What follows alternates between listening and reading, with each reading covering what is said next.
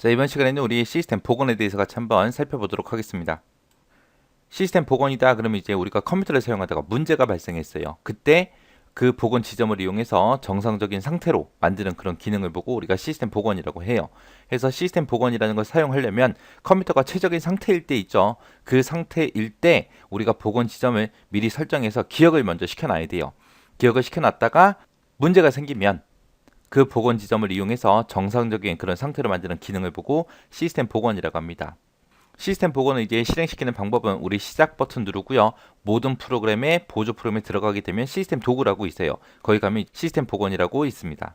이런 복원 지점은 컴퓨터가 알아서 자동으로 설정도 해주지만 사용자가 임의로 복원 지점을 내가 설정할 수 있습니다. 그래서 우리가 직접 복원 지점을 설정할 수 있기 때문에 최적이다라고 생각이 들면 빨리 복원 지점으로 미리 설정을 해서 기억을 시켜놔야 되겠죠.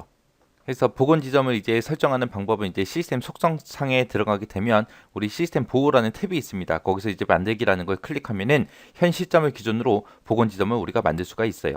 만약에 내가 1월 30일 날 내가 복원 지점을 설정을 했습니다. 설정했다가 컴퓨터 쭉 사용해요. 사용하다가 3월 20일이 됐는데 만약에 컴퓨터에 좀 문제가 생겼어요. 그러면 이제 1월 30일 요 날짜로 해서 이제 복원 지점 만들어 놓은 거대로 이제 시스템 복원을 하겠죠. 그러면 1월 30일부터 3월 20일 요 사이에 내가 작성한 문서들 있죠. 그런 것들은 그대로 남아 있어요. 시스템 상태만 이 날짜로 되돌려 주는 거예요.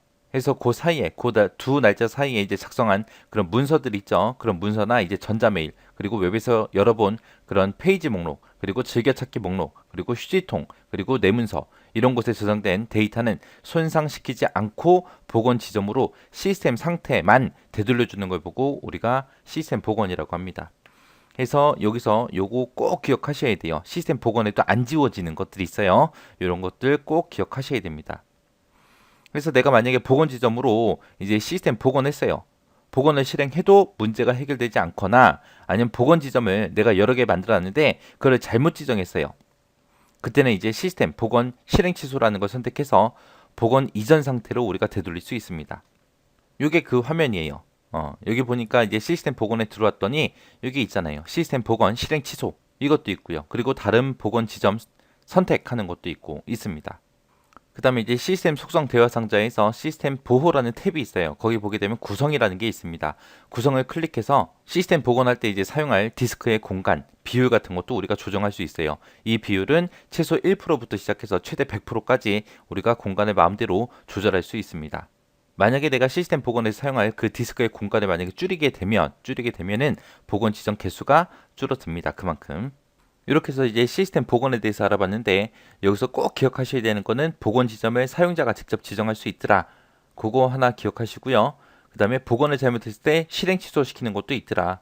복원 지점도 내 마음대로 선택해서 복원을 시킬 수 있더라. 그거 기억하시고요. 그 다음에 시스템 복원했을 때 안 지워지는 것도 있다 그랬어요. 그거는 꼭 외우셔야 돼요.